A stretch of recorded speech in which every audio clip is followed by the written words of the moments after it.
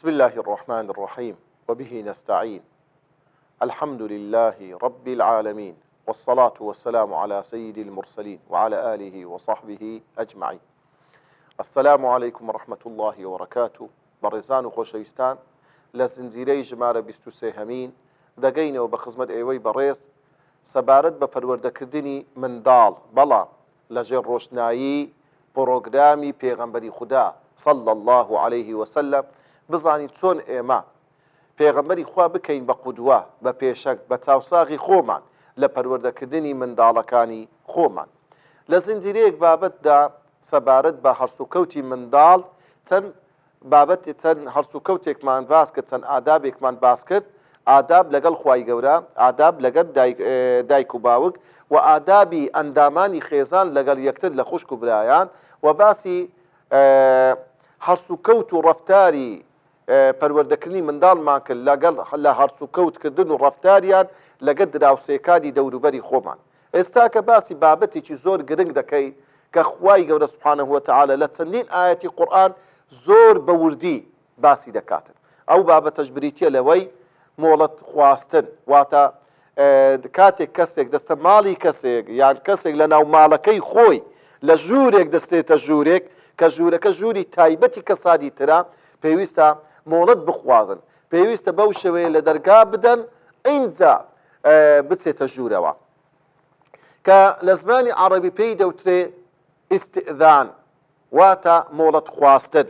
ئەو بابەتە خوای گەورە سوبحانەه وتەعالە لە قورئانی پیرۆز دەفەرمێ یا ئەیها الذین آمنوا ليستأذنكم الذين ملكت أيمانكم والذين لم يبلغوا الحلم منكم 3 مرات. خوای گەورە سوبحانەه وتەعالە لەو ئاەتە باز دەکات، داوا دەکات، چۆن دەفەرمێ یا ئەیها الذین آمنوا كتب عليكم الصيام، لە ڕوکنێک لە ڕوکنەکانی ئیسلام کە ڕۆژووە دەفەرمێ ئەی ئەو کەسانی بڕواتەن هێناوە بەخوا ڕۆژیمان لەسەر فەرز کردوون، بە هەمان شێوەش خوای گەورە سوبحانەه وتەعالە بەو ئیمانە داوامان لێ دەکات کە ئێمە مۆڵەت بخوازین. بەڕێزان، وەکو باسمان کرد، مۆڵەت خواستن مۆڵەتی تایبەت هەیە لە ناو ماڵەکان، یعنی لە ناو ماڵێک لە ماڵەکان کاتێکەوە کەسێک لە ناو خانووەک دەژی، کۆمەڵە کەسێکن، دایک و باوکە، کۆمەڵە برایەکە، یعنی کۆمەڵە کوڕێک لەگەر کۆمەڵە کچێک، ئەوانە هەموو بەیەکەوە لە ناو یەک خانوو دەژین. پێویستە منداڵ پەروەردە بکرێ کاتێکەوە لەو ماڵەدا دەژین، کاتێک لە ژوورێک دەچنە ژوورێک کە ژوورەکە ژووری تایبەتی کەسانی ترە، پێویستە مۆڵەت بخوازن ئەو جەبستە ئەو ژوورە. و مۆڵەتی گشتیشمان هەیە، کاتێک کەسێک دەستە سەردانی ماڵێک دەچێتە سەردانی کەسێک، خزمەتی ماڵی مامیتی، ماڵی کەسێشتی، ماڵی جیرانشتی، دەبی لە دەرگا بدا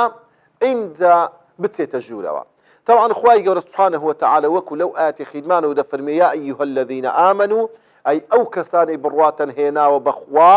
بە پێغەمبەری خوا، بە هەموو ڕوکنەکانی ئیمان، لیستەئذنکم الذین ملکت ئەیمانکم، با مۆڵەت بخوازن ئەو کەسانەی کەوا خزمەتچین لە ماڵەکانتان،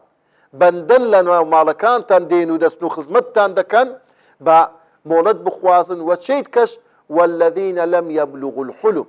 و ئەو منداڵانەی تەمەنیان بچووکە، هێشتا خۆیان نەناسیە، نەگەیشتنە تەمەنی خۆناسین، واتە منداڵەکە لە تەمەنی 8 ساڵە، 9 ساڵە، 10 ساڵە، 12 ساڵە، هەتا دەگاتە 14 و 15 ساڵی،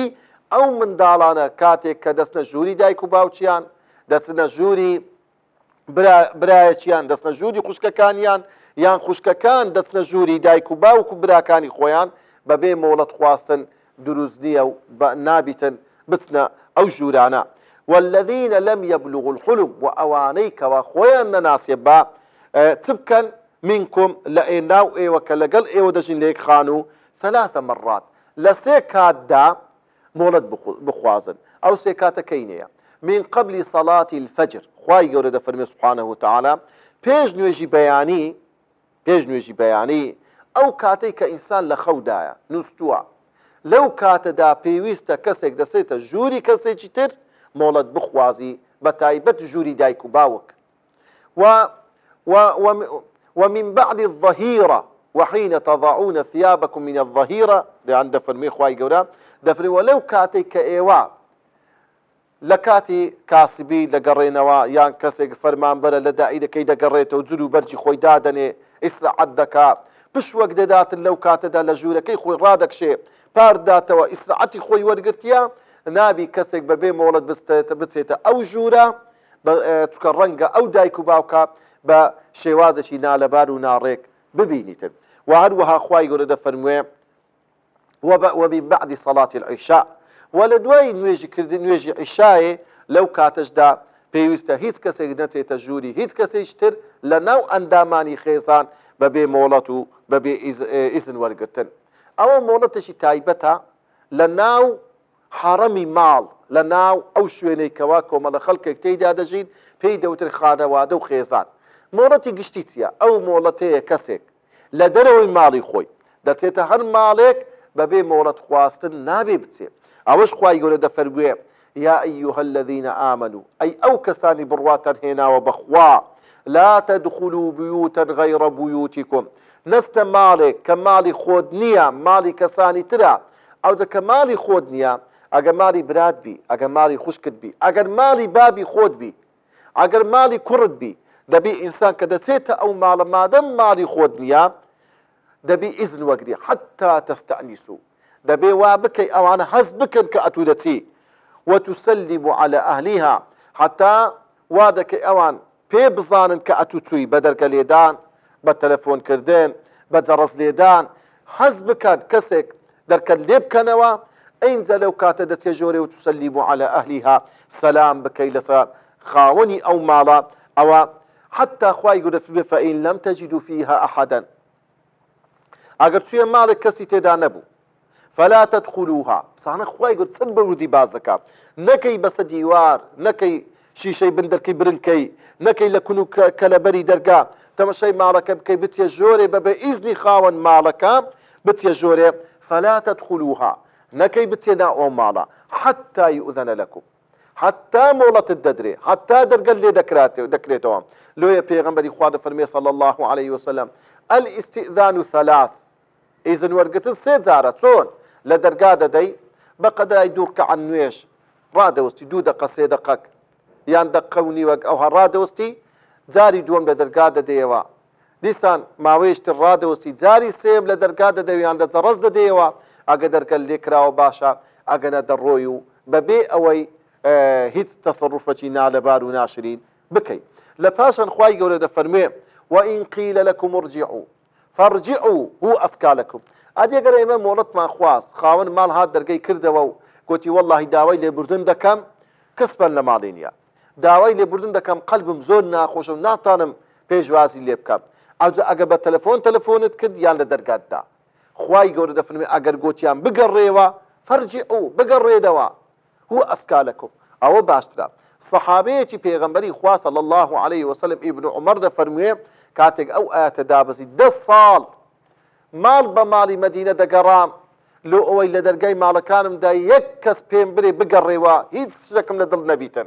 بقريموا او آتي زيبا زيبكم دا فرمي دواي 10 صال ثم مالي صحابيك لدرقام دا قلت والله داوي اللي بردنكم ناتانم بيجوازي اللي بكم وخزمتي بكم قلتم الحمد لله خوايا قيشت ما آمانت وآواتي خوب او آتم زيبا زي كردو هيتم لدل نماو قرامو اینجا هندێک لەو ئادابانە پێویستە ئێمە پەروەردەی منداڵەکانمان بکەیلەوەی بڵێ ڕۆڵە گیان توی هەر ماڵێک